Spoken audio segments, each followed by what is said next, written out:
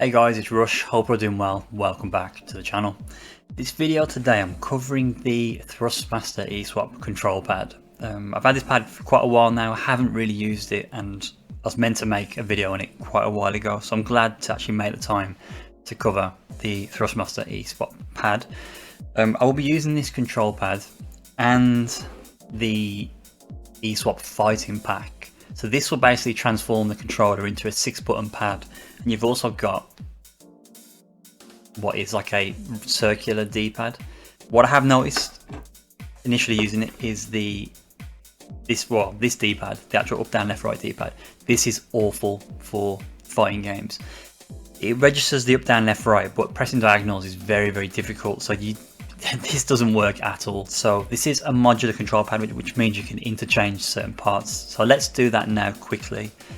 And yeah, we'll get testing and I'll give you my honest overview.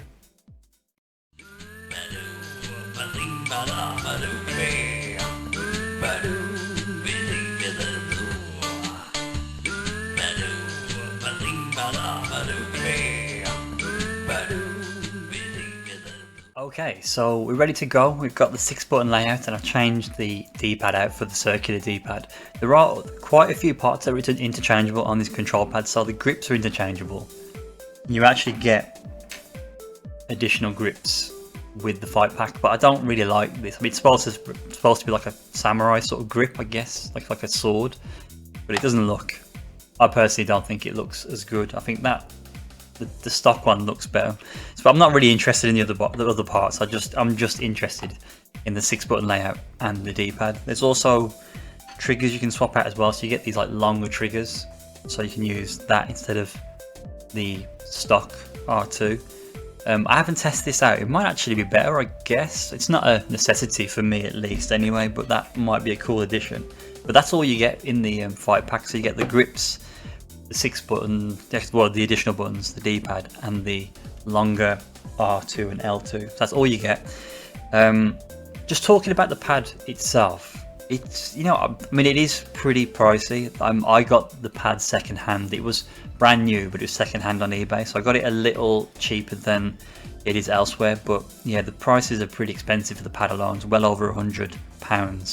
I think it's about like in the region of like £130. And then you've got to buy the fight pack on top, which is like another. Again, I think I bought that on eBay, but that was brand new. That cost me about £20, I think it was. So you're talking about like 150, maybe even more. I'll put the actual numbers on screen now for this control pad. So it's pretty expensive, and that, if I'm honest, is the main problem for me. I mean, it's not a problem because the pad is nice. This does not feel like the Hori. It's not cheap. It's very well built, it's very weighty, and I think it looks really nice. It's a very, very attractive control pad for a third-party pad, and it feels, so those of you that like noises, a bit of ASMR, it feels and sounds really nice. So shoulders, the back, so they're actually the L1 and R1 are buttons. They actually move L2 and R2 there. So these are shoulders, right? And these are triggers. So yeah, they're actually triggers. D-pad. You can hear that. I'll bring it closer to the mic. It's the D-pad. It does make noises when you click in each direction. Analog. And then the buttons. So it feels like there's micro switches or switches on the buttons. They feel great as well. So the pad, it feels very, very nice. I do like it. The D-pad, the circular D-pad is a little close to the analog stick. It's not a major issue. You can't actually, I tried this before, you can't put this, you can replace it, I can take that out, the analog stick, but you can't put that, you can put it in there, but the software, which I'll show you in a second, doesn't allow you to have this configuration. It says configuration problem, so you can't do that. So that would be nice, because then my thumb wouldn't touch this D-pad because it's not as protruding as the analog stick, but you can't do that. So we do have to have the analog stick in place there, unfortunately. So there is some customization. I think you may be able to swap these two around. I'm not entirely sure. So you could have the D-pad down here and the analog stick there. I think that should work. I haven't tried it out myself, so if you prefer the D-pad lower, That may be a suggestion. But yeah, all in all, it's a very, very nice pad. Options, you got a mic input as well, an audio jack, and not so much for Street Fighter or fighting games. You have got these buttons on the back which you can map as well. But I don't think I've really. So hang on, 1, 2, 3, 4. So they'll just. Oh no, they're actually additional. That's interesting. They're additional buttons. Okay. I don't think it's a big deal, but yeah, just making you aware of that as well. So let's get into the software and show you how you configure this, and then we'll go in game. So I'm going to use Street Fighter 5. That's the game that I play, to show the configuration in Street Fighter 5 to get this button to work with the buttons within the game. Okay guys, so this is the Thrustmaster eSwap Pro Controller software, the inbuilt software. This enables you to change various settings. So there's the mapping. I think you can set the actual response on the triggers, how sensitive they are. I don't know what this is, mini sticks. I've not messed with this, but for fighting games, 2D fighting games like Street Fighter, this is what you focused on, the mapping. So this is the setup. This is not default settings. Default L1 is L1, R2 is R2, R2 is R2, and L2 is obviously R2. It's all stock, it's all basic. And so you can see here, I haven't changed the standard space buttons. I have changed these around. This was the best config for me to set it up correctly in Street Fighter. There was how can I explain this? There was some kind of conflict when I was trying to set M5 and M6. M5 and M6 are the additional buttons. That's the extra 2 buttons you get to make it a 6-button pad from the fighting pack. So that's what these 2 buttons are. That's the module for the additional buttons 5 and 6. When I was mapping 5 as L1 and 6 as L2, when L1 was L1, so when these were stock, the shoulder and triggers, it wasn't doing what I wanted to do, in short, basically. So I had to move, how can I explain this? So basically what I want to do is I want the face buttons to be light, medium, heavy, light, medium, heavy, and I wanted to use these 2 buttons. So this would be R1 and R2 as my additional buttons. So these would be lights, mediums, heavies, and the shoulder buttons on the right, shoulder and trigger on the right hand side would be 3 punches, and the button behind would be 3 kicks. Now if I had this set to L1, L2 here, there was a clash. It was basically, from memory, I think these buttons were mimicking these buttons the way I had it configured, so it didn't work at all. And I thought, oh, this pad isn't going to be compatible with Street Fighter, but I spent some time playing around with the settings and I realized move the mapping of these buttons to this side, then set these buttons as R1, R2. So that's essentially L1, that's L2, that's R1, that's R2, and now I can use all 8 buttons in Street Fighter 5. So that's the first bit you have to do. Second bit you have to do is then remap the buttons within Street Fighter 5 to match the layout you'd normally use. Obviously the fact that L1, L2 is now on this side and R1, R2 is here messes things up. So it sounds a little confusing, but it's not that confusing. So if you're trying to set it up, copy what I've done there, and I'll also show you the settings in Street Fighter 5. So let me show you the settings in Street Fighter 5 now, and then we'll talk about the pad in game. So I'm logged into Street Fighter 5 now. What's in front of you on screen is the default controller settings. This is what I use on my Hori Fightpad, but because the mapping is different through the Thrustmaster eSwap software, we now have to change this so it matches what I'm used to on my regular pad. The light punch becomes RB. So RB would be, this is where you got to remember. So RB will be button 5. That's right. Medium punch was normal, so that's going to be, well, on this is a PS4 pad, so that would be square. Hard punch would be triangle. And light kick should be RT, which should be my button 6. Medium kick will be X, and hard kick will be circle. So if it disappears, that means it's mapped somewhere else. So press circle on there for it to appear again. And that will mean, I think this will be my shoulder buttons now. So combo button 3, my 3 punches will be LB and LT. So yeah, that's fine, that's perfectly fine. So we go to close, that's fine. Now let's go into training mode. Okay guys, so probably the most important part for people in this video is how does it feel in game? Well, it feels very similar to the Hori Octa and the Razor Rayon. I don't know if it's a circular D-pad thing. The circular D-pad is much better than the D-pad, like I said, but it's still quite difficult. You've got to be super accurate on your inputs on the controller. To get diagonals, you've got to really press up. I don't know if I've been spoiled by the Hori Fighting Commander, because it's very easy to get inputs on that control pad once you've sort of mastered it, but yeah, this just seems to be, I mean, it feels nice, and as long as you're accurate you do get your inputs, but you have to really exaggerate, I find, the inputs to make sure you get them. You've got to be super clean. Yeah, I'm having to really ensure that I press into each corner.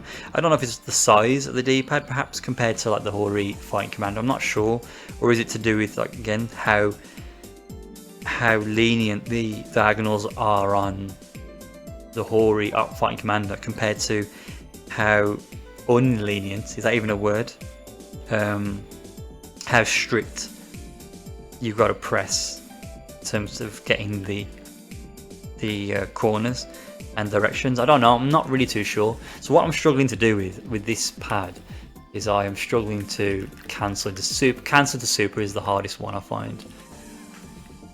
Well, I didn't even get tattoos, there you go. I didn't even get my diagonal input there. I find that very difficult, and that's a common complaint I had with the Hori Octa and the Razor Rayon. Now, I got it first time there, but I can guarantee if I do it a few more times, oh, okay, maybe not. Got it there, let's try again. Oh, on a roll now. Let's keep going. Yeah, so that felt good to me. Let's look at what input was missing. So the forward, also yeah, the down input on the second part of the super was missing. Let's try it one more time. That didn't even combo.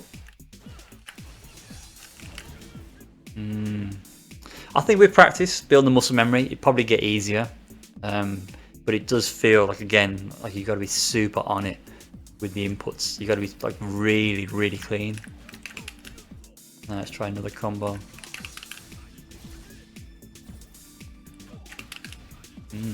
Not even getting my fireball now. There we go. Yeah, it doesn't feel too bad. It feels pretty good. Let's try on the other side.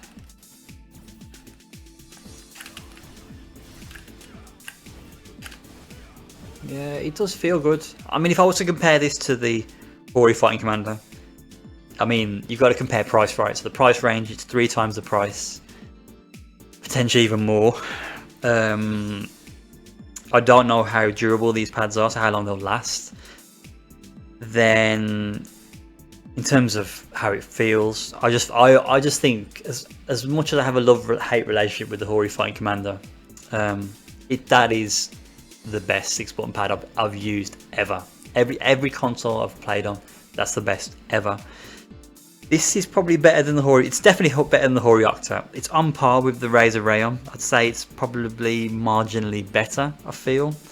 It's worth noting that the buttons, the face buttons, are quite small compared to the Hori Fighting Commander. They're actually very small, so that's worth taking into account, that the actual face of them is smaller, meaning that you could misinput your button presses. But the feedback on them, these buttons feel great, really nice. We've spoken before about overly sensitive shoulder buttons. These feel great. They're not too overly sensitive. They're just nice. And I don't like the fact that they're triggers. I think these are triggers as well, you know, the replacement